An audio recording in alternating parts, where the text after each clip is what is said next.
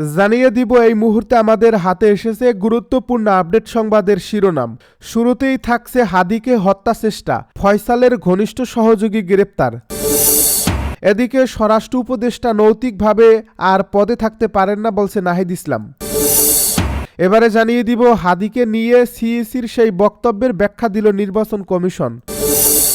এদিকে ভয়ের কোনো কারণ নেই, নির্বাচন নির্ধারিত সময়ই হবে বলছে তারেক রহমান। সব শেষে জানিয়ে দিব রুশ সাবমেরিনে ক্ষেপণাস্ত্র হামলা, ব্যাপক ক্ষয়ক্ষতি। এতক্ষণ শুনছিলেন হাতে থাকা আপডেট সংবাদের শিরোনাম, এবারে বিস্তারিত। তবে তার আগে অনুরোধ রইল ভিডিওটিতে একটি লাইক এবং কমেন্ট করে জানিয়ে দিন ভিডিও সম্পর্কে আপনার মূল্যবান মতামত।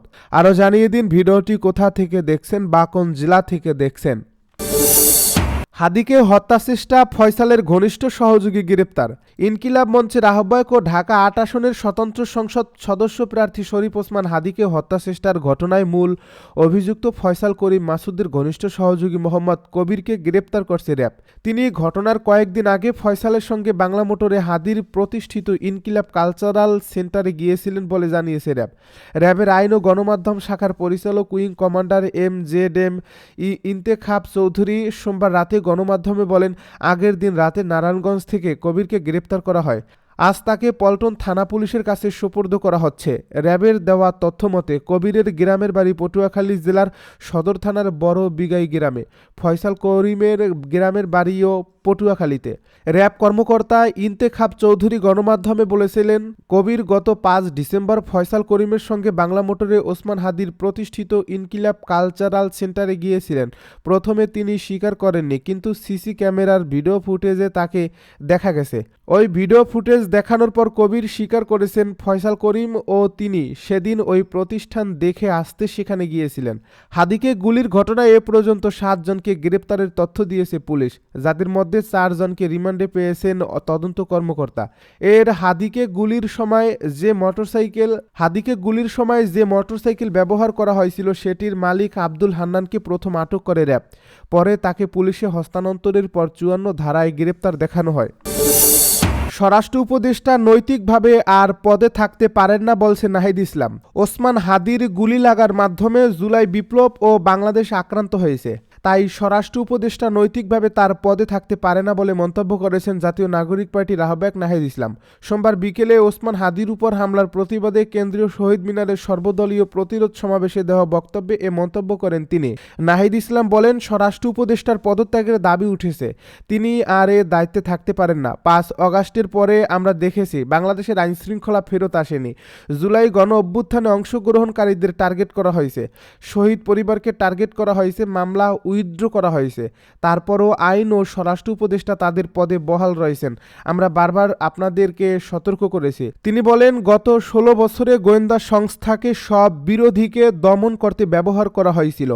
এত অভিজ্ঞ আমাদের গোয়েন্দা সংস্থা, তারা গুম খুন সব দক্ষতার সঙ্গে করতে পেরেছিল, কিন্তু 5 অগাস্টের পর তাদের দক্ষতা কোথায় যেন চলে গিয়েছে।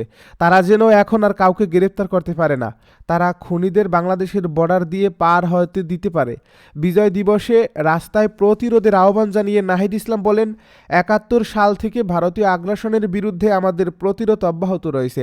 আমাদের আহ্বান থাকবে, উৎসব নয় বরং আগামীকাল বাংলাদেশের রাস্তায় প্রতিরোধের যাত্রা হবে। আমরা ঢাকা শহরে প্রতিরোধ র্যালি করব। ভারত যদি মনে করে 5 অগাস্টের পরে তারা আগের মতো বাংলাদেশে রাজনৈতিকভাবে হস্তক্ষেপ করবে, নির্বাচনে কারসাজি করবে, তাদের সে ভাবনা ভুল।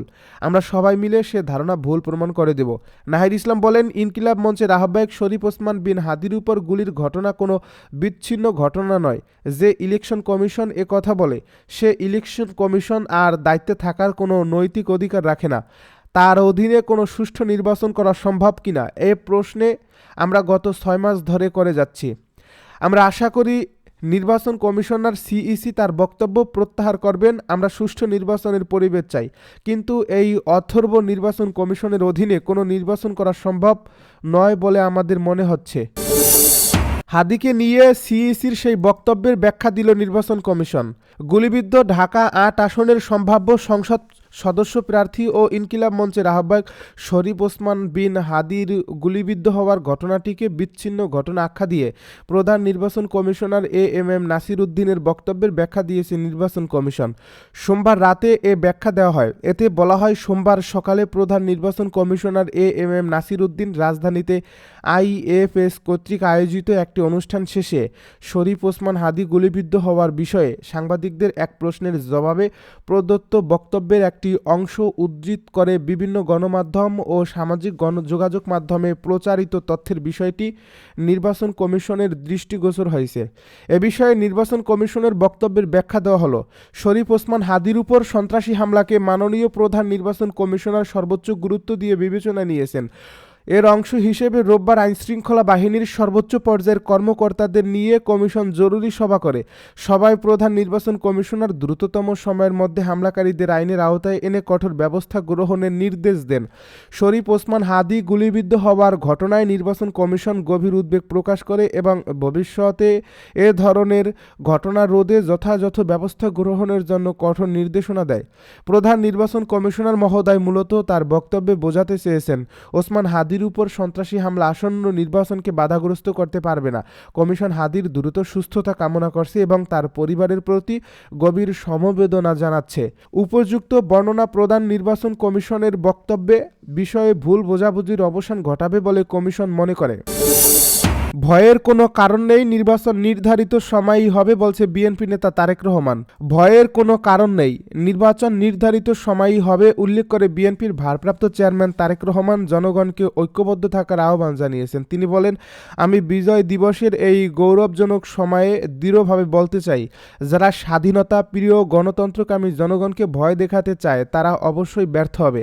ভয়ের কোনো কারণ নেই, মানুষের জয় পরাজয়, জীবন মৃত্যু সবকিছু আল্লাহর হাতে নির্ধারিত। সুতরাং আল্লাহর উপরে ভরসা রেখে আমরা সবাই যদি ঐক্যবদ্ধভাবে জনগণের অধিকার প্রতিষ্ঠার মিছিল এগিয়ে নিয়ে যেতে পারি, তাহলে ষড়যন্ত্রকারী অবশ্যই পিছু হটতে বাধ্য হবে। সোমবার বিকেলে রমনার ইঞ্জিনিয়ার্স ইনস্টিটিউট মিলনায়তনে বিএনপি আয়োজিত বিজয় দিবসের আলোচনা সভায় তিনি এসব কথা বলেন। আলোচনা সভার শুরুতে এভার কেয়ার হাসপাতালে চিকিৎসাধীন বেগম খালেদা জিয়ার আশুর আরোগ্য কামনায় বিশেষ মোনাজাত করা হয়। তারেক রহমান বলেন, 1971 সালে প্রমাণিত হয়েছে, 2024 সালে প্রমাণিত হয়েছে, 1975 সালের 7 নভেম্বর, 90 সালের স্বৈরাচার বিরোধী আন্দোলন, প্রতিটি আন্দোলন সংগ্রামে প্রমাণিত হয়েছে জনগণ ঐক্যবদ্ধ থাকলে জনতার বিজয় কেউ ঠেকিয়ে রাখতে পারে না। আমি দৃঢ় কণ্ঠে বলতে চাই, নির্ধারিত সময়ে নির্বাচন অনুষ্ঠিত হবে।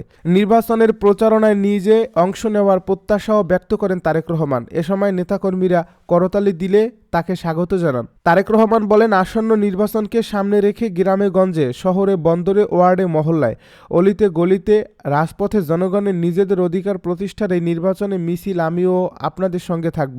তারেক রহমান বলেন, আসন্ন জাতীয় নির্বাচন কিন্তু কেবলমাত্র একটি এক্সপেরিমেন্ট বা এক্সপেরিয়েন্স অর্জনের নির্বাচন নয়। দলের মহাসচিব আজকের অনুষ্ঠানে বলেছেন, আমিও অতীতে বারবার বলেছি, আসন্ন জাতীয় নির্বাচন অতীতের যে কোনো নির্বাচনের চেয়ে জটিল এবং গুরুত্বপূর্ণ।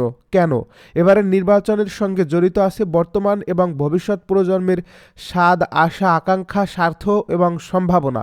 সর্বোপরি এবারের নির্বাচনের সঙ্গে জড়িত আছে বাংলাদেশের স্বার্থ এবং সার্বভৌমত্বকে সুসংহত রাখার প্রশ্ন। রুশ সাবমেরিনে ক্ষেপণাস্ত্র হামলা, ব্যাপক ক্ষয়ক্ষতি। রাশিয়ার একটি সাবমেরিনে হামলার দাবি করছে ইউক্রেন। দেশটির নভরোসিস্ক বন্দরে নোঙর করা একটি রুশ সাবমেরিনে এ হামলা চালানো হয়। এতে এই সাবমেরিনটির ব্যাপক ক্ষয়ক্ষতি হয়েছে। মঙ্গলবার আল জাজিরার এক প্রতিবেদন এই তথ্য জানানো হয়েছে।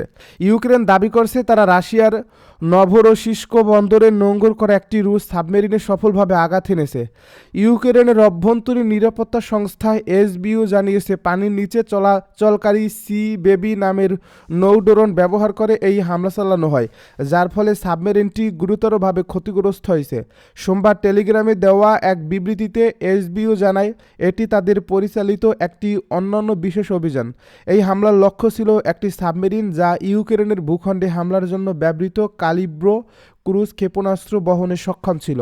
এসবিওর দাবি, এই সাবমেরিনটি এতটাই ক্ষতিগ্রস্ত হয়েছে যে এটি কার্যত অচল হয়ে পড়ছে। তবে এই দাবি সম্পর্কে রাশিয়ার পক্ষ থেকে তাৎক্ষণিক কোনো মন্তব্য পাওয়া যায়নি। এই ঘোষণার সময়ই বার্লিনে যুক্তরাষ্ট্র, ইউরোপীয় ইউনিয়ন ও ইউক্রেনের কর্মকর্তাদের মধ্যে কূটনৈতিক আলোচনা চলছিল। আলোচনায় যুক্তরাষ্ট্রের প্রস্তাবিত যুদ্ধ অবসান পরিকল্পনা নিয়ে মত বিনিময় হয়। ইউক্রেনীয় নৌবাহিনীর মুখপাত্র দিমিত্রি পেলেতনচুকো বলেন, সাবমেরিনে সফল হামলা নৌযুদ্ধে একটি নতুন মোড় নির্দেশ করে। বার্তা সংস্থা রয়টার্সকে তিনি জানান, এই যুদ্ধের নৌ সংঘর্ষ সম্পর্কে প্রচলিত ধারণাকে এই অভিযান পাল্টে দিয়েছে। তিনি বলেন, সাবমেরিনটি মেরামতের জন্য পানির উপরে তুলতে হলে তা আবারও হামলার ঝুঁকিতে পড়বে। পেলেতুনুচুকের দাবি অনুযায়ী নভরোসিস্কে অবস্থানরত রাশিয়ার 4টি সাবমেরিনের মধ্যে একটি এখন অকার্যকর হয়ে পড়ছে, যার মধ্যে 3টি কালিব্রো ক্ষেপণাস্ত্র বহনে সক্ষম।